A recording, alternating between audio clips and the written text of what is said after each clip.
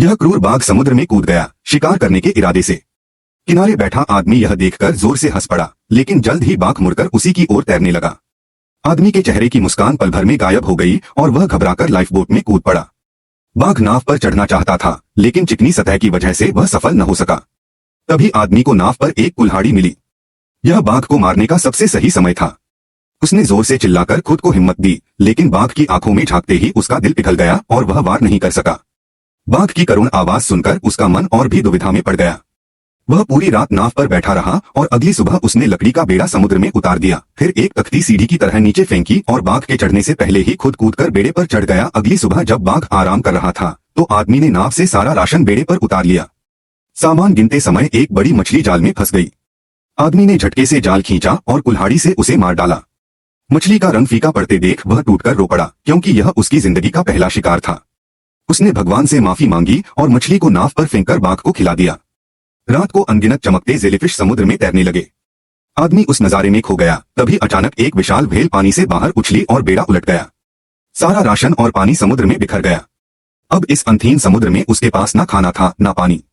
भूखे बाघ ने उसे फिर घूरा, तभी एक उड़ती मछली उसके सिर से टकराई। उसने तुरंत वह मछली बाघ को दे दी और देखते ही देखते उड़ती मछलियों का झुंड उनके चारों ओर भर गया। अचानक किस्मत ने उन्हें भोजन दे दिया। बाघ ने एक बड़ी मछली पकड़ी।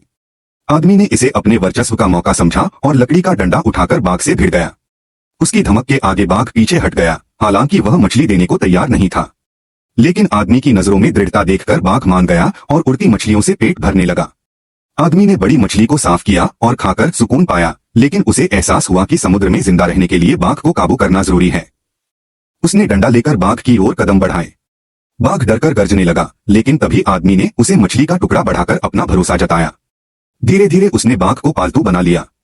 इसके बाद आदमी ने अपने बेड़े पर छाया डालने का इंतजाम किया, डायरी लिखी, लकड़ी से शार्क भगाई, बारिश का पानी इकट्ठा किया और बाघ को गाने सुनाकर साथी बनाया। एक दिन उन्हें डॉल्फिन का झुंड दिखा और दूर एक जहाज नजर आया। आदमी ने इमरजेंसी गन से इशारा किया, लेकिन कोई उन्हें देख ना सका। समय बीतता गया और दोनों का रिश्ता दोस्ती जैसा हो गया। फिर एक दिन तूफान आया, लहरों ने सब कुछ बर्बाद कर दिया। आदमी की डायरी उड़ गई और बाघ डर से कांपने लगा। गुस्से में आदमी ने आसमान की ओर चीख लगाई। जब समुद्र शांत हुआ तो बाघ बेहद कमजोर हालत में था। आदमी ने उसे अपनी गोद में सुला लिया। कई दिनों की यह यात्रा उन्हें परिवार जैसा जोड़ चुकी थी, मगर अनंत समुद्र पर बिना भोजन और पानी के अब उनका सामना बस मौत से होना था।